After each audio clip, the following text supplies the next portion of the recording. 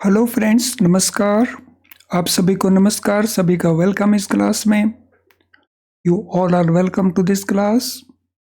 Live class में जितने students already join कर चुके हैं वो कंफर्म कर देंगे क्विकली आपका ऑडियो वीडियो एक्सेसिबल है। All students in the live class who have already joined the class, please confirm your audio video is okay. It is accessible to you so that we start the discussion. मैं wait कर रहा हूं आपका confirmation. तो चलें शुरू करते हैं आज का डिस्कशन। आज का हमारा डिस्कशन इन कॉन्टिन्यूएशन है चैप्टर 1 मॉड्यूल ए, जो हमारा फॉरेन एक्सचेंज से रिलेटेड चैप्टर है। तो बेस बिल्डिंग हमारी ये क्लास है जिसमें हम कॉन्सेप्ट और उससे रिलेटेड क्वेश्चंस को साथ साथ डिस्कस करते हैं सो दैट हमारे जो फंडास हैं वो एकदम क्लियर रहें और उसके बाद कोई भी क्वेश्चन एग्जामिनेशन के अंदर पेपर में पूछा जाए तो हम आसानी से क्वेश्चन के आंसर प्रोवाइड कर सकें। तो अब हम बात करेंगे liquidity risk. Liquidity risk relating to foreign exchange operations. Liquidity risk is the potential for liabilities to arise for a bank at a faster rate than assets. तो liquidity risk क्या है? वो पॉसिबिलिटी, वो पोटेंशियल जिसमें liabilities arise जल्दी होती हैं compared to the asset received. तो एसेट जो मैच्योर होते हैं वो देर से हो रहे हैं, लेकिन जो लाइबिलिटी मैच्योर हो रही हैं वो फास्टर रेट से मैच्योर हो रही हैं, तो जिसके कारण लिक्विडिटी रिस्क की पॉसिबिलिटी बनती है। तो उस पॉसिबिलिटी को हम कहते हैं liquidity risk. The mismatch in the maturity pattern of the asset and liabilities give rise to liquidity risk. तो लिक्विडिटी रिस्क के पीछे रीजन क्या है? वो मिसमैचेस जो मैच्योरिटी पैटर्न में नजर आते हैं। एसेट एंड लाइबिलिटी का मैच्योरिटी पैटर्न, एसेट की डेट ऑफ मैच्योरिटी कोई सेपरेट डेट है, लाइबिलिटी की डेट ऑफ मैच्योरिटी कोई सेपरेट डेट है, तो दोनों के अंदर गैप है, तो मिसमैच है। उस मिसमैच के कारण this risk arises. It is the risk which may arise because of party to foreign exchange transaction unable to meet its funding requirement और executed transaction at a reasonable price on the maturity और the due date. तो ये risk कब arise होगा? ये risk arise होगा due to party to a foreign exchange transaction, जिसको हम कहते हैं counter party.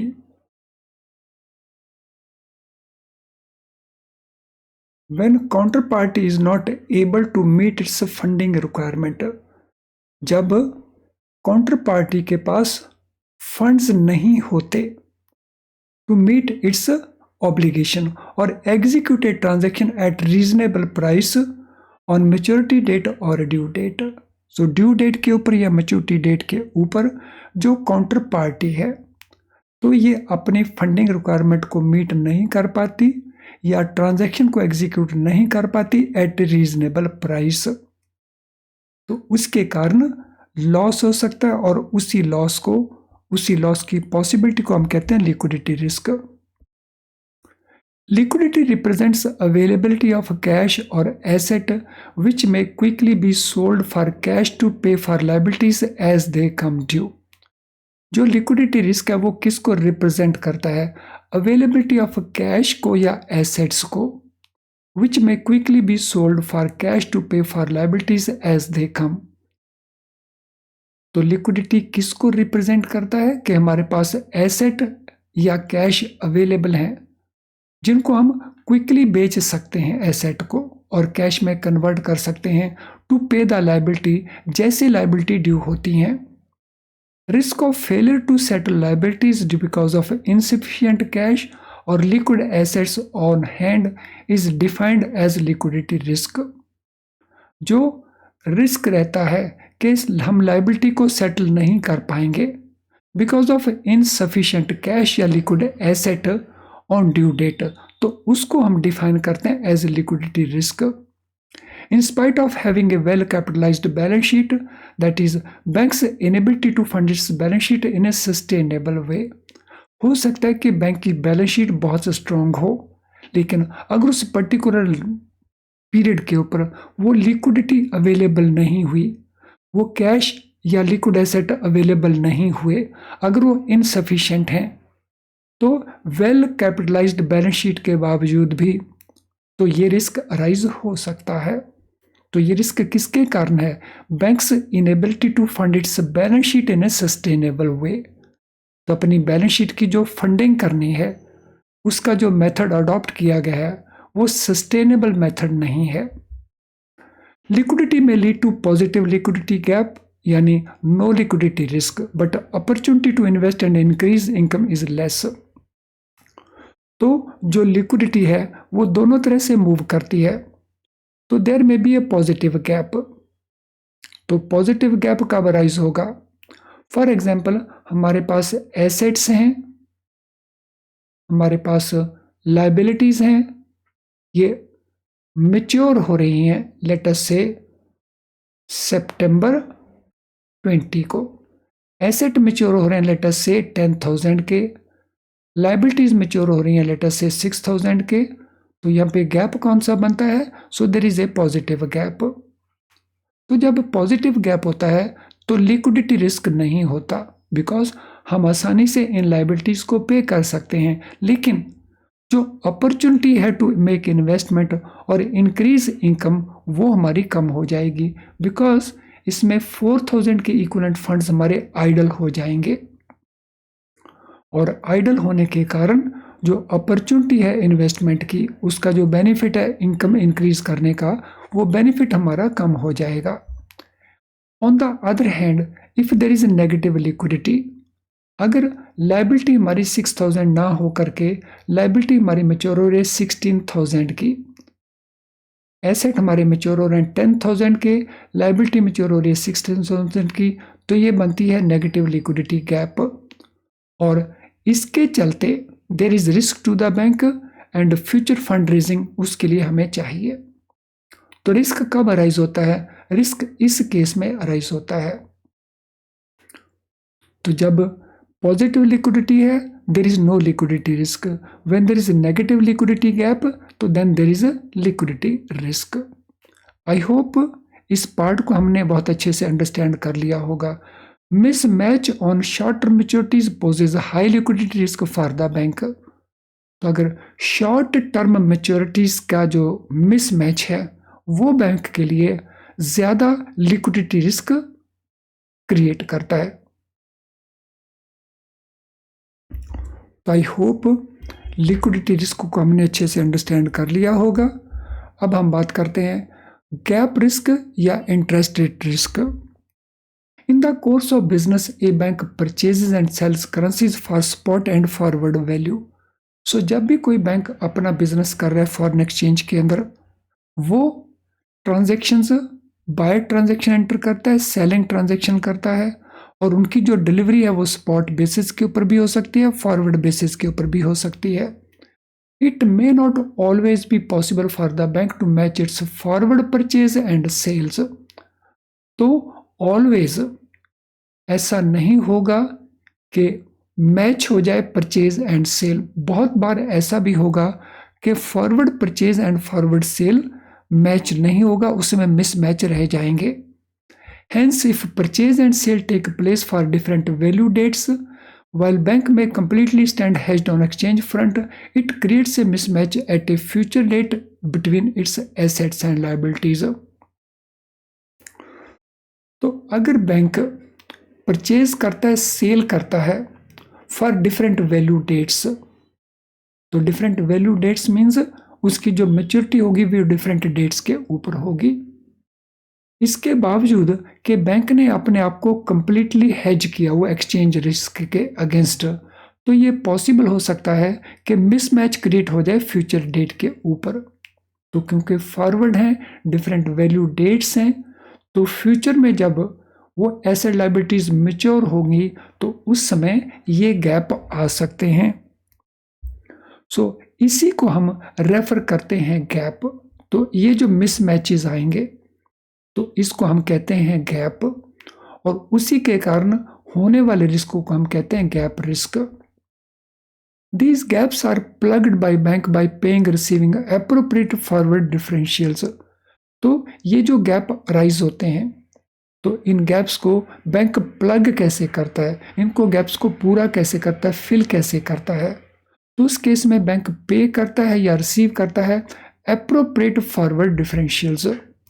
These forward differentials are in turn a function of interest rate, and any adverse movement in interest rate would result in adverse movement of the forward differential, thus affecting cash flows on underlying open gap or mismatch.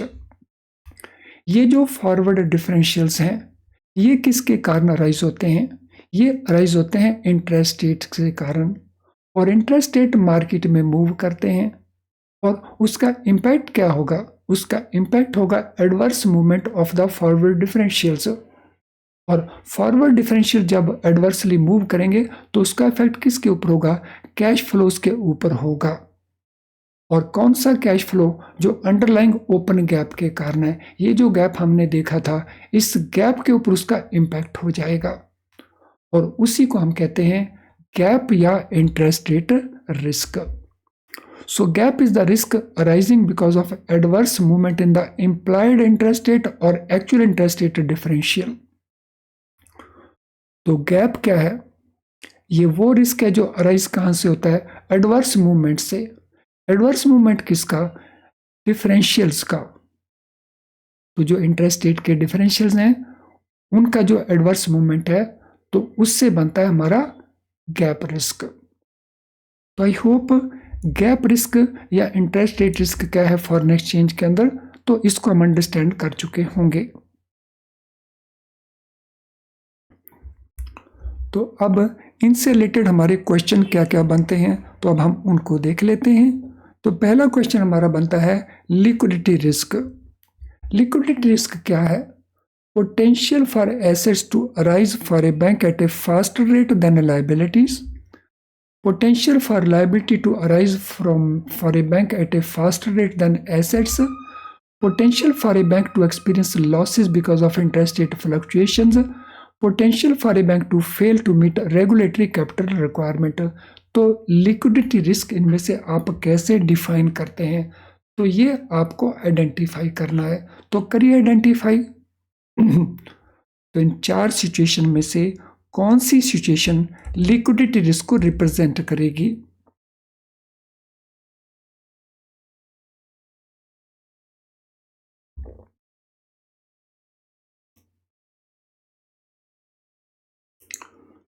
So it is situation B, potential for liability to arise for a bank faster. जब liabilities arise होती हैं, means mature होती हैं faster than assets, तो liabilities ज़्यादा rise हो जाती हैं, उनका रेट फास्टर है compare to maturity of assets. What gives rise to liquidity risk? Liquidity risk किसके कारण अराइज होता है? Mismatch in maturity of pattern of asset liabilities, unforeseen change in interest rates, unexpected loss because of market volatility, regulatory changes in capital adequacy requirement. तो what gives rise to liquidity risk, ये हमने option answer provide करना है question number 2 के लिए। सो क्या answer बनेगा question number 2 के लिए? It is mismatch in the maturity pattern of assets and liabilities. Asset liability का जो मेच्योरिटी पैटर्न है, उसके जो मिसमैचेस हैं, तो इसके कारण लिक्विडिटी रिस्क अराइज होता है। What type of mismatch pose a high liquidity risk for the bank? किस प्रकार के मिसमैचेस हैं जो हाई लिक्विडिटी रिस्क पोज करते हैं बैंक के लिए? Mismatch on long term maturities, mismatch on short term maturities, mismatch on forward value transactions, या mismatch on spot value transactions. तो किस टाइप के mismatch high liquidity risk create करते हैं बैंक के लिए? देखिए कौन सी ऑप्शन आपको लगता है कि ये करेक्ट ऑप्शन बनती है? यस बी, जो शॉर्ट टर्म मैच्योरिटीज हैं, तो उनसे अराइज होने वाले मिसमैच वो हाई लिक्विडिटी रिस्क एक्सपोज करते हैं बैंक को। व्हाट इज गैप रिस्क और interest rate risk? potential for a bank to experience losses because of interest rate fluctuations, potential for liability to arise for a bank at a faster rate than assets, risk of failing to settle liabilities because of insufficient cash or liquid assets on hand, या risk arising out of adverse movements in implied interest rates or actual interest rate differentials। तो gap risk या interest rate risk, इनमें से हम कैसे define करेंगे? तो which appears to be more appropriate. So question number 6 में कौन सी ऑप्शन ज्यादा अप्रोप्रिएट लगती है? Which appears to be more appropriate?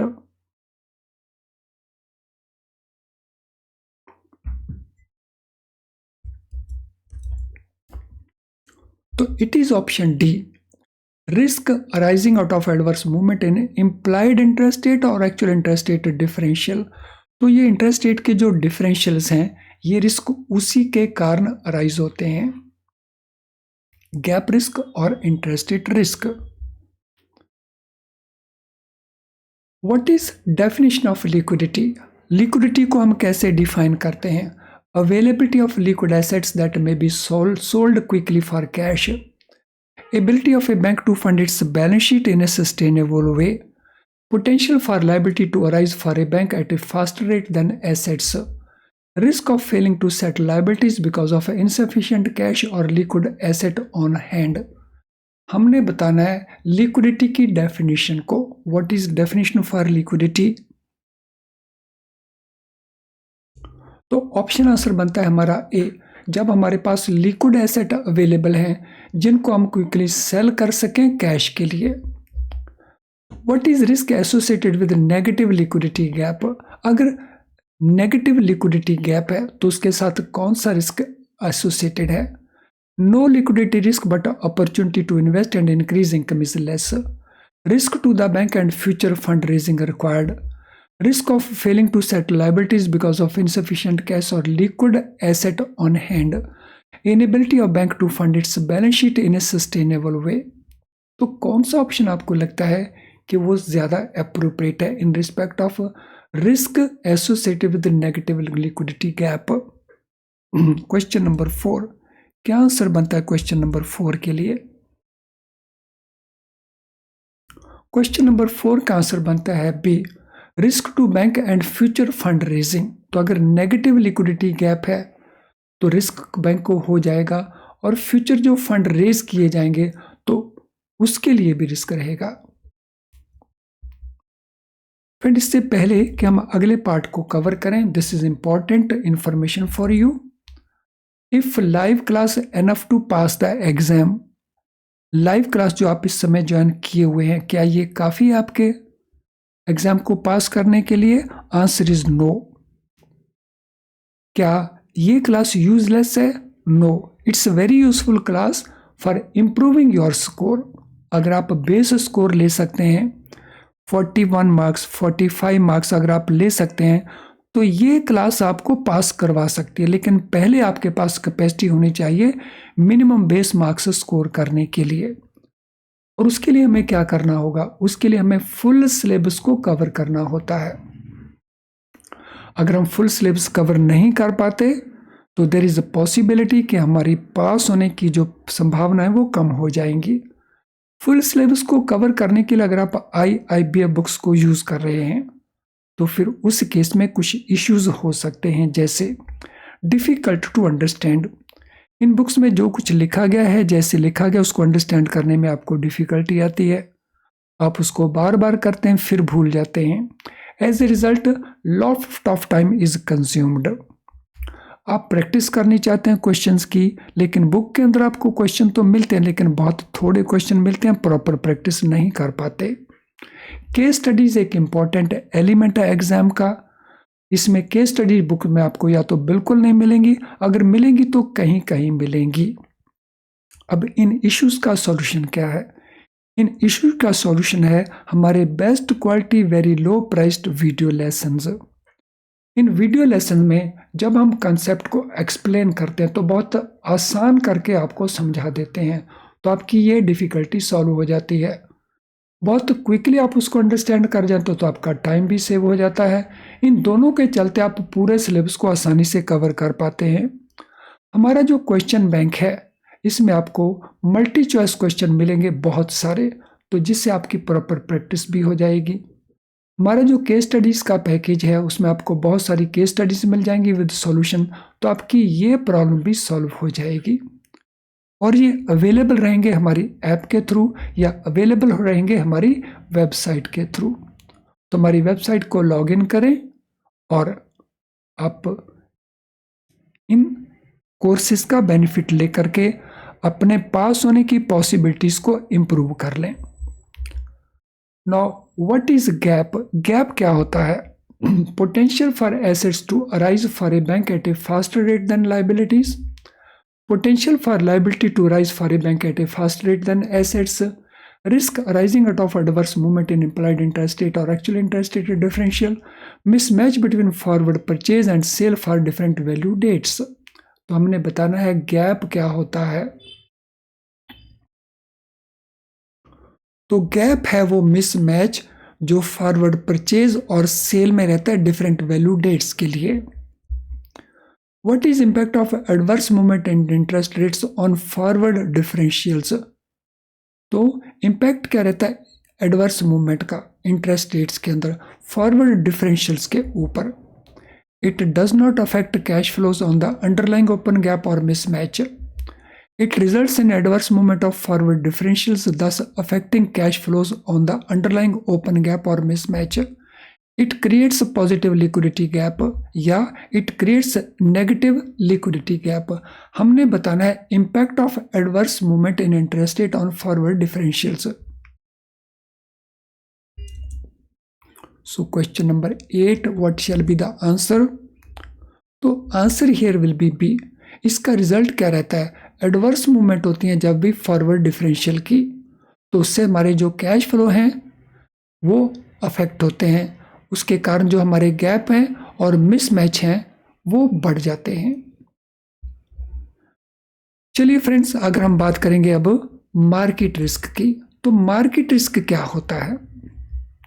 The risk which arises because of adverse movement of the market variables. तो अगर market variables में adverse movements हो जाएं, तो ऐसी मूवमेंट्स जो हमें सूट नहीं करती वो एडवर्स मूवमेंट्स कहलवाती हैं।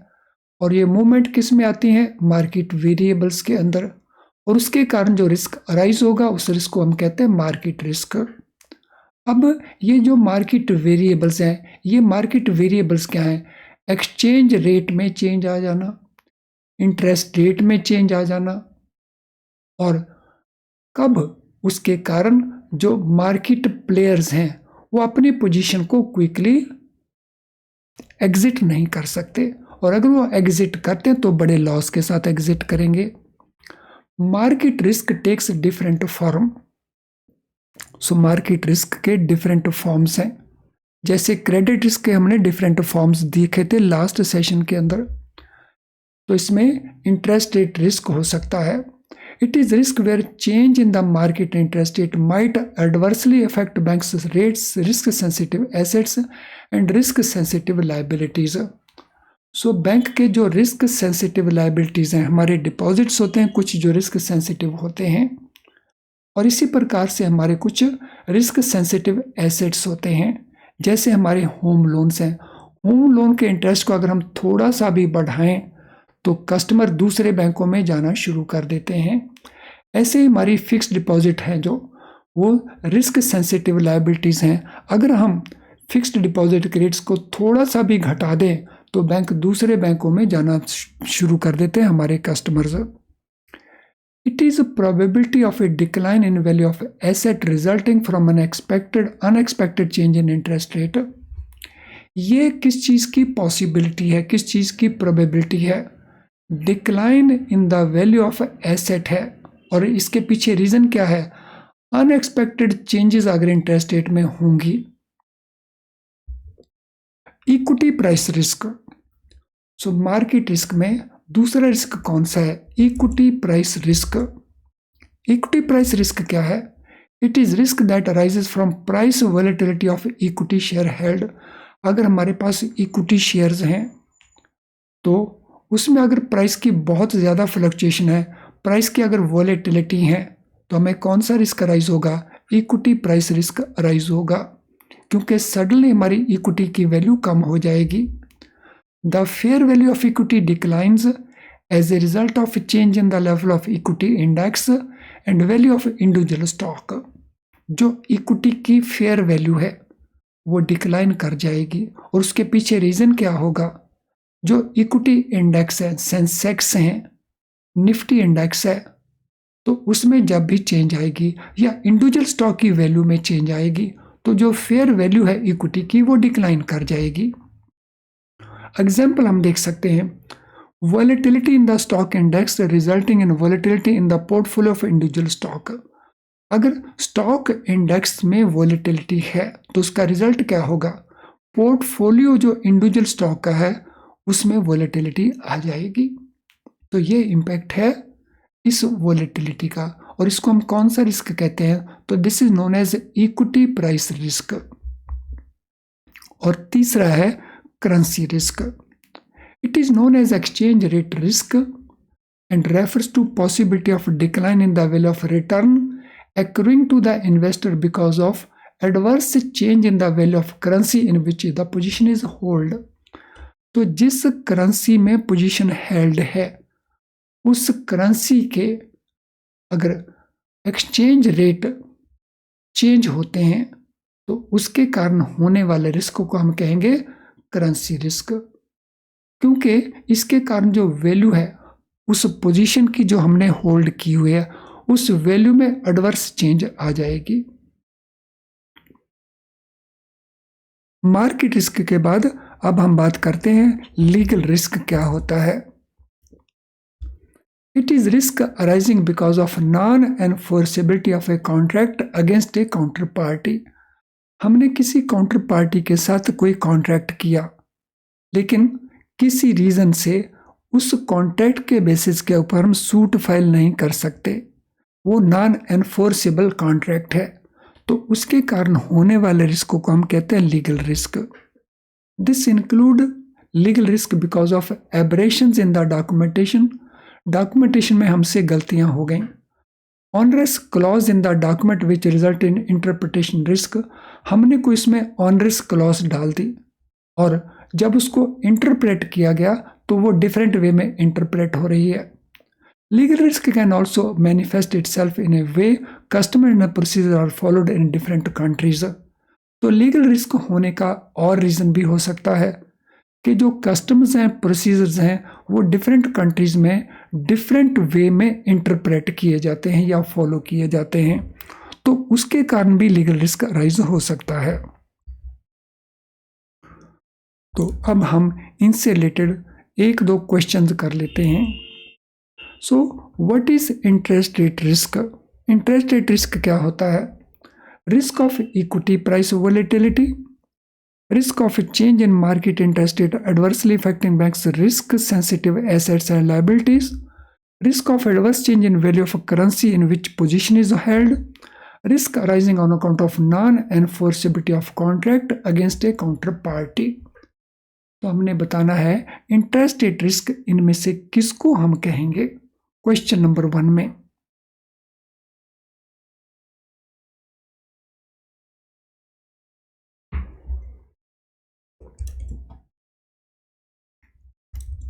सो हमारा ऑप्शन आंसर कौन सा बनेगा? हमारा ऑप्शन आंसर बनेगा B, risk of change in market interest rate adversely affecting bank's risk sensitive assets and liabilities. So अगर मार्केट इंटरेस्ट रेट चेंज होता है एडवर्सली तो बैंक की जो रिस्क सेंसिटिव एसेट्स हैं या लाइबिलिटी हैं उनको वो अफेक्ट करते हैं adversely. What is equity price risk? Risk of a change in market interest rate adversely affecting banks' risk-sensitive asset liabilities, the risk of equity price volatility, risk of adverse change in value of a currency in which position is held, या risk arising because of non-enforceability of contract against a counterparty। तो कौन सा answer हमारा बनता है question number 2 के लिए? तो इसमें ए है इंटरेस्ट रेट इसको रिलेट करता हुआ, और नॉन एनफोर्सेबिलिटी हमारा लीगल रिस्क है। तो जो इक्विटी प्राइस में जो वॉलेटिलिटी है वो रिस्क हमारा इक्विटी प्राइस रिस्क कहलवाता है। So option B is our answer. Friends, आज के सेशन से रिलेटेड अगर आपका कोई भी क्वेश्चन है तो आप अपने क्वेश्चन को टाइप कर सकते हैं in comment box of this video. इस वीडियो के कमेंट बॉक्स में आप अपने क्वेश्चन को टाइप कर देना, तो वहीं हम सूटेबली उसको आंसर करेंगे। लेकिन अगर आपकी कोई जनरल क्वेरी है तो ये हमारा ईमेल आईडी है, तो आप इस ईमेल आईडी के ऊपर आप हमें मेल कर सकते हैं। आज का सेशन अगर आपको यूजफुल लगा तो मेरा रिक्वेस्ट है इस सेशन को लाइक कर देना, क्योंकि आपका लाइक करना मीन्स यूट्यूब अपने लेवल के ऊपर इससे ज़्यादा से ज़्यादा स्टूडेंट्स को दिखाने की कोशिश करेगा। पर्सनली आप इसके लिंक को शेयर कर सकते हैं अपने किसी भी सोशल मीडिया अकाउंट के ऊपर। अगर आपने हमारे चैनल को अभी तक सब्सक्राइब नहीं किया हुआ है तो चैनल को ज़रूर सब्सक्राइब कर लेना, अदरवाइज़ आपकी बहुत सारी क्लासेस मिस हो जाएंगी। तो अगर अभी तक नहीं किया तो उसको सब्सक्राइब कर लीजिए। तो चलिए आज के सेशन को अब हम वाइंड अप करते हैं। So thank you friends and all the very best.